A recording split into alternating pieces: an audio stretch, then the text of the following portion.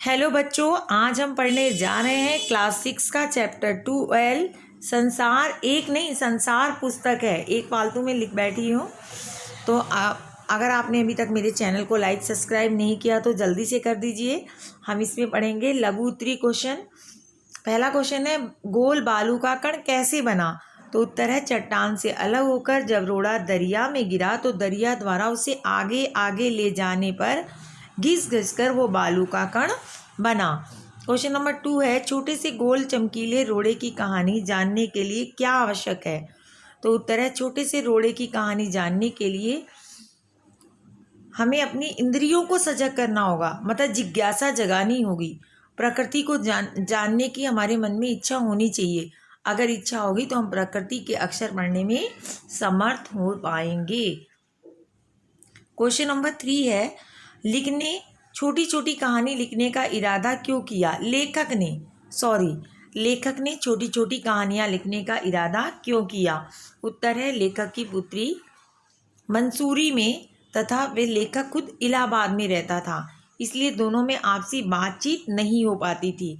लेखक ने इस दुनिया के विभिन्न छोटे बड़े देशों के बारे में जानकारी देने के लिए छोटी छोटी कथाएं व कहानियों को पत्र में लिखकर अपनी बेटी को भेजने का इरादा किया, क्योंकि वो अपनी बेटी को इसकी जानकारियां देके उसकी जनरल नॉलेज बढ़ाना चाहते थे।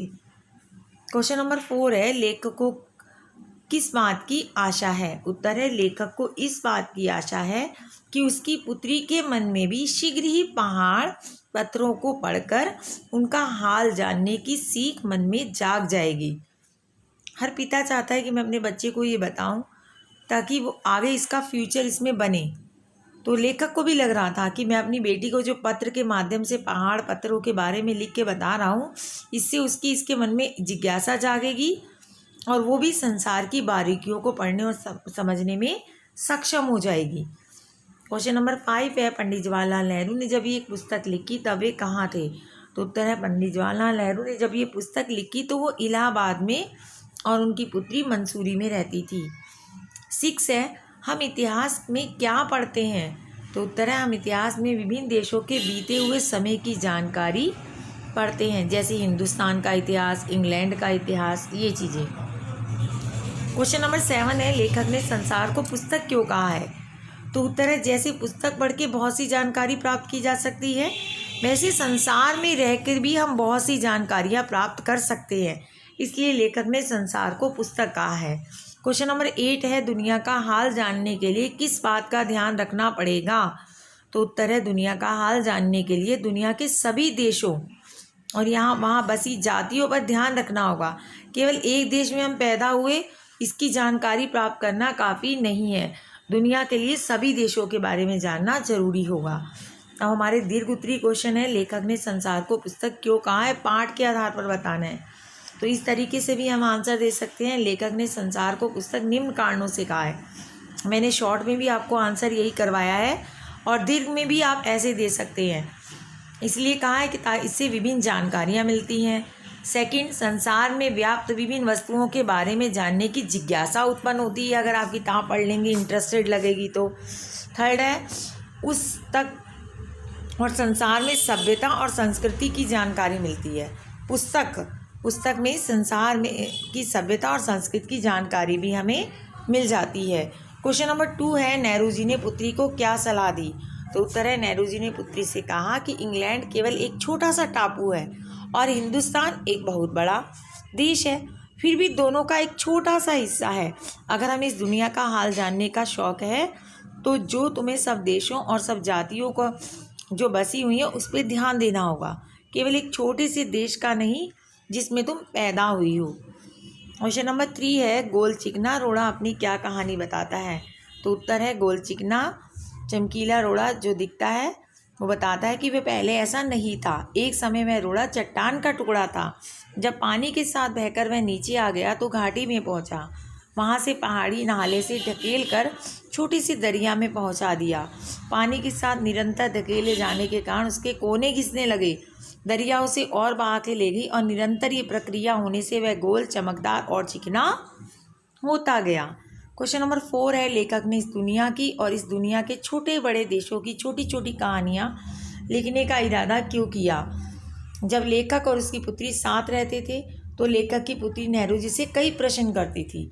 नेहरू जी उन प्रश्नों और बातों का उत्तर देते थे, लेकिन अब लेखक अपनी पुत्री से दूर चला मंसूरी में गया है तो बातचीत तो होती नहीं है।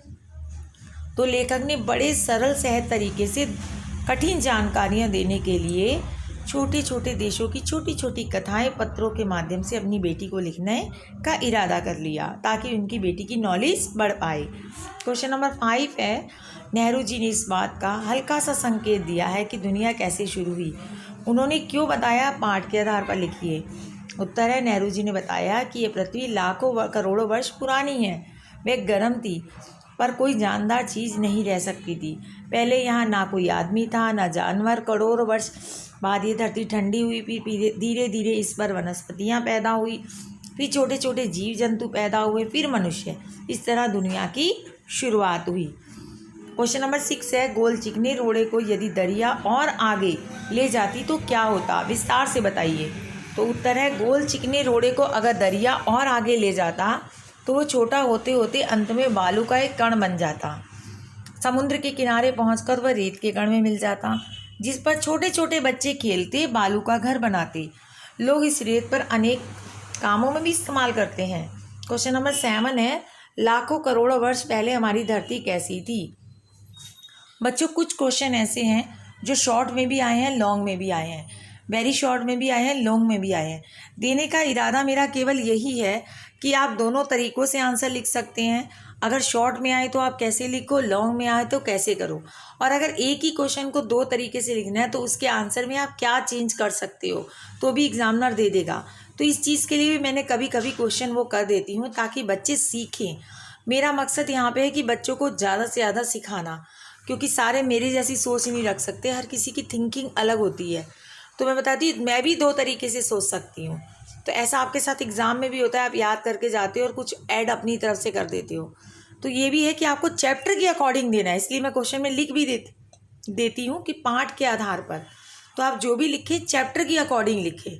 दोनों तरीके से लिखेंगे, जैसे मैंने 2 तरीके अपनाए हैं तो दोनों ही राइट चले जाएंगे आपके। तो देखते हैं, लाखों करोड़ों वर्ष पूर्व हमारी धरती बहुत गर्म थी, इस पर कोई जीवित नहीं रह सकता था। दुनिया का पुराना हाल किन चीज़ों से जाना जाता है, कुछ चीज़ों के नाम बताइए। इसको मैं रेड करना भूल गई, ये क्वेश्चन है नया। तो उत्तर है, दुनिया का पुराना हाल पहाड़, समुद्र, नदियाँ, जंगल के जानवरों की पुरानी हड्डियाँ, पत्थरों के टुकड़ों से जाना जा सकता है। ठीक है।